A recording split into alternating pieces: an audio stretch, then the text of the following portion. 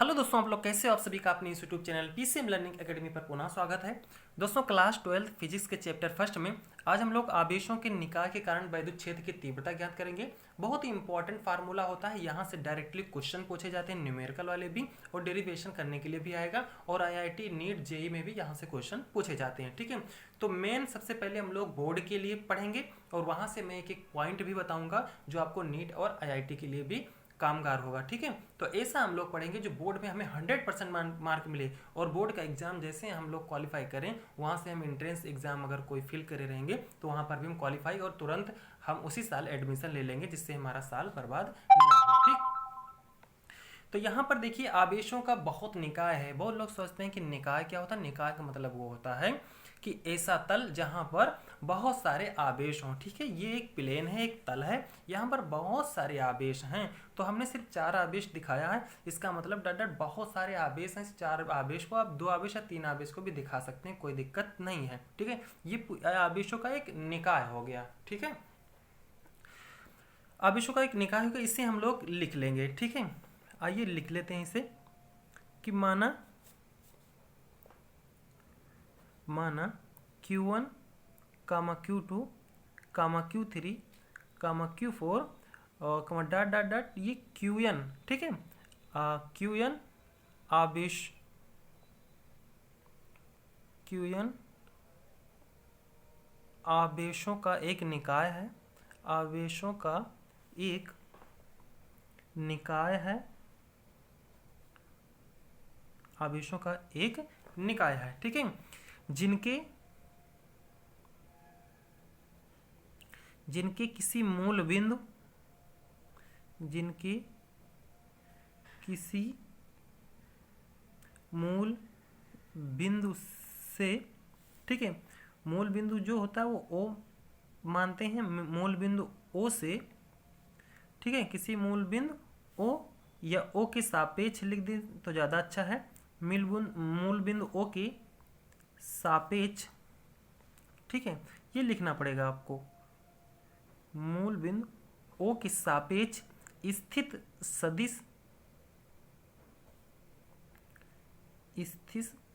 स्थित सदिश। ठीक है, ये सब चीज़ आपको कहाँ से, ये सब चीज़ रटना नहीं पड़ेगा। ठीक है, ये आपको ऐसा चित्र बना लेना है और यहीं से आपको लिख देना है, क्योंकि ये एक निकाय है, यहाँ पर बहुत सारे आवेश हैं। जितने आवेश हैं तो ये वही तो आपको लिखना है। माना Q1 Q2 Q4 आवेशों का एक निकाय है, जिनके मूल बिंदु O से स्थित सदिश क्रमशः, ठीक है, क्रमशः अगर Q1 है तो ये R1 होगा, Q2 है तो R2 होगा, और Q3 है तो R3 होगा, Q4 है तो ये R4 होगा, और Qn है तो डॉट डॉट ये Rn होगा। बस कुछ याद नहीं करना है यहाँ पर। ठीक है, अब माना एक बिंदु P है, माना एक बिंदु P है, ठीक है, जिस पर वैद्युत क्षेत्र की तीव्रता ज्ञात करनी है, जिस पर विद्युत क्षेत्र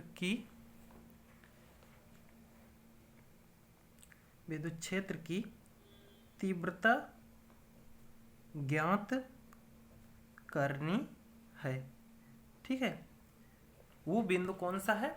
वो बिंदु यही P है। ठीक है, तो बिंदु P पर वैद्युत क्षेत्र की तीव्रता जब ज्ञात करेंगे तो अलग अलग आवेशों की हमें वैद्युत क्षेत्र की तीव्रता निकालनी पड़ेगी, और अलग अलग जब वैद्युत क्षेत्र की तीव्रता निकाल लेंगे तो अध्यारोपण के सिद्धांत के अनुसार ये सभी क्या होंगे, जुड़ जाएंगे, तो वही हमारा नेट वैद्युत क्षेत्र की तीव्रता आ जाएगा। आइए देखते हैं कैसे निकालते हैं। सबसे पहले हम आवेश Q1 के कारण बिंदु P पर वैद्युत क्षेत्र की तीव्रता निकालेंगे, और बिंदु P पर Q1 के कारण वैद्युत क्षेत्र की तीव्रता की जो दिशा होगी इसी के अनुदिश होगी, यानी इधर होगा Q1 के कारण, और Q3 के कारण वैद्युत क्षेत्र की तीव्रता इसी Q1 के अनुदिश इधर की ओर होगी, इसके नाम देते हैं हम E3, और Q2 के कारण वैद्युत क्षेत्र की तीव्रता इधर होगी। ठीक है, ये हो जाएगा E2, और Q4 के कारण वैद्युत क्षेत्र की तीव्रता इधर हो जाएगी E4। ठीक है, और भी अगर Q5 भी होता तो Q5 के कारण उसके अनुदिश होता। ठीक है, इसलिए 4 हम ले रहे हैं। तो Q1 के कारण बिंदु P पर वैद्युत क्षेत्र की तीव्रता कुछ नहीं करना है, बहुत सिंपल तरीके से मैं बता रहा हूँ, कुछ याद नहीं करना है। तो Q1 है तो सबसे पहले Q1, फिर इसी तरह Q2, Q3, Q4 लेके बस जोड़ देंगे, बस आपका विद्युत क्षेत्र की तीव्रता निकल जाएगा। बस खाली ऐसे लिखना पड़ेगा। Q1 के कारण बिंदु P पर, जहाँ पर निकालना होगा वही चीज़ लिख देना। बिंदु P पर विद्युत क्षेत्र की तीव्रता, विद्युत क्षेत्र की तीव्रता E1 बराबर 1/4 पाई एप्सिलॉन 0 Q1 अपान R1P का होल स्क्वायर, और एकांक जो वेक्टर होता है, एकांक सदिश, ऐसे R1P लिख देते हैं इसको अपनी तरफ, क्योंकि ये क्या बताता है, ये एकांक सदिश यानी 1 से P की दिशा बता रहा है आपको, ठीक। और ये R1P क्या है, यहाँ पर देखते हैं। R1P है Q1 से P की दूरी है, ठीक है। R1 का मतलब होता है Q1 चार्ज के कारण बिंदु P से R की दूरी, यानी ये 1 जो बताता है कि Q1 से, और P जो बताता है P तक की दूरी। ये R2 जो है, 2 जो बताता है Q2 चार्ज से P यानी P तक की दूरी, ठीक है। इसी तरह R3, R4 भी होगा, ठीक है। तो बार बार हम नहीं लिखेंगे। तो सेम इसी प्रकार यही लिखना पड़ेगा आपको Q2 के कारण, ठीक है।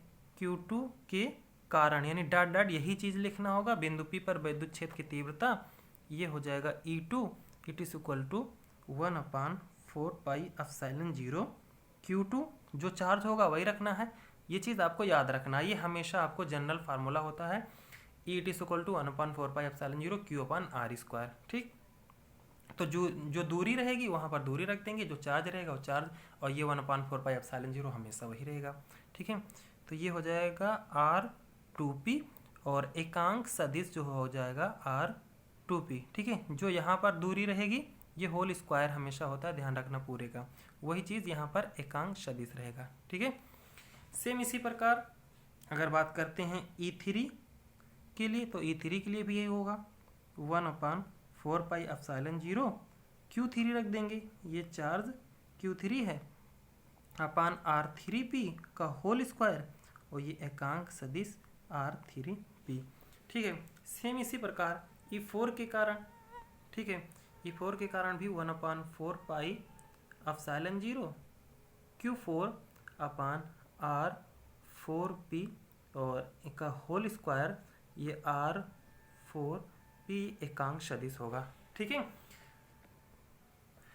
अब हम लोग लिखेंगे अध्यारोपण के सिद्धांत के अनुसार, अध्यारोपण के सिद्धांत के अनुसार, सिद्धांत के अनुसार, अध्यारोपण के सिद्धांत के अनुसार सभी आवेशों के कारण, सभी आवेशों के कारण, सभी आवेशों के कारण विद्युत क्षेत्र की तीव्रता, विद्युत क्षेत्र की तीव्रता E, ठीक है। ये रिजल्टेंट है, रिजल्टेंट यानी कुल विद्युत क्षेत्र की तीव्रता है, ठीक है। विद्युत क्षेत्र की तीव्रता E विभिन्न आवेशों, ठीक है, विभिन्न आवेशों द्वारा अलग अलग यानी सभी अलग अलग आवेश के कारण अलग अलग विद्युत क्षेत्र की तीव्रता हमने जो निकाली है उसी को जोड़ना है, बस वही बता रहा है, ठीक है। अलग अलग उत्पन्न तीव्रताओं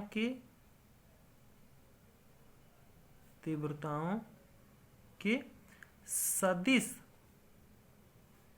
योग के बराबर होगी, ठीक है। इनका कहने का मतलब है जो कुल विद्युत क्षेत्र की तीव्रता E है वो अलग अलग विद्युत क्षेत्र की तीव्रताओं E1 प्लस E2, ये सभी सदिश राशि हैं, विद्युत क्षेत्र की तीव्रता सदिश राशि होती है, plus E3 plus E4 plus dot dot, अगर जितने भी विद्युत वैद्युत आवेश होंगे उतना ही वैद्युत क्षेत्र होगा। अगर मान लीजिए n आवेश हैं तो n वैद्युत क्षेत्र की तीव्रता होगी, तो इसे n लिखेंगे En, ठीक है, इनकी सदिश योग के बराबर होगी। तो इसे एक स्टेप में और लिख सकते हैं कि E हो जाएगा, E1 की वैल्यू रख देना 1/4πε0 Q1 अपान R1P का होल स्क्वायर, और यूनिट वेक्टर जो है ये R1P। E2 की वैल्यू रख देना 1/4πε0, ठीक है, और यहाँ पर चार्ज E2 है तो चार्ज हो जाएगा Q2 अपान R2P का होल स्क्वायर, ये यूनिट वेक्टर R2P। सेम इसी प्रकार 1/4πε0 Q, ये Q3 है तो यहाँ पर दूरी हो जाएगी R3P। अच्छा, Q4 सेम इसी प्रकार हो जाएगा 1/4πε0 Q4 अपान R4P, और ये unit vector R4P dot dot इसी तरह Qn भी हो जाएगा। अब इन सबको क्या करेंगे, हम जोड़ लेंगे, ठीक है, प्लस लिख के डॉट डॉट ऐसे लिख देना 1/4πε0 Qn अपान RnP यूनिट वेक्टर RnP, ठीक। अब यहाँ से हम 1/4πε0 कॉमन ले लेंगे, ठीक। तो यहाँ से जब आप 1/4πε0 कॉमन ले लोगे, ठीक है, तो क्या बचेगा, यहाँ पर बचेगा Q1 अपान R1P का whole square unit vector R1P, और यहाँ पर बचेगा Q2 R2P का whole square unit vector R2P। Same इसी प्रकार Q3 अपान R3P का whole square unit vector R3P plus dot dot, या R4 भी एक बार लिख दीजिए, कोई दिक्कत नहीं है, जब R4 लिए हैं तो R4P का whole square unit vector R4P dot dot ऐसे प्लस लगा के लिख देना कि यहाँ पर Q4 है, ठीक है, ध्यान देना ये Q4 है, ठीक है, ये भी क्या है Qn है डॉट डॉट n तक, तो यहाँ पर दूरी RnP का whole square unit vector RnP हो जाएगा, ठीक है। अब इसको बस यहीं तक आप लिख देना, और भी शॉर्ट करना है, यही आपका हो जाएगा वैद्युत क्षेत्र की तीव्रता का व्यंजक, ठीक है। यहाँ तक लिख देना कॉमन करके, वैसे यहाँ पर भी आप लिख सकते हो, कहीं पर लिख देना, समय नहीं रहेगा आपके पास तो यहाँ तक, और समय है तो यहाँ तक लिख देना जब आपको बोर्ड एग्जाम के लिए, ठीक है। और भी शॉर्ट लिखना होगा तो एक स्टेप और लिख देना, विद्युत क्षेत्र की तीव्रता E लिख देना कि ये 1/4πε0 तो है ही है। अब इन सब का जो योग होता है वो सिग्मा से ऐसे लिख देना, ठीक है, और उसके बाद यहाँ पर लिख देना I = 1 से n तक, ठीक है। I = 1 से मतलब चार्ज देखो 1 से लेके n तक है, दूरी 1 से लेके n तक है, तो 1 के स्थान पर आप I जनरल रख देते हैं, ठीक है। और जो Q1 Q2 Q3 है तो इसके स्थान पर हम QI रख देते हैं, जहाँ पर 1 1 है वहाँ पर आप I रख दो, 1 2 3 जिसे लिखा है, ठीक है, RIP रख दो होल स्क्वायर, और यहाँ पर यूनिट वेक्टर RIP, ठीक है। बस ये और छोटा हो गया।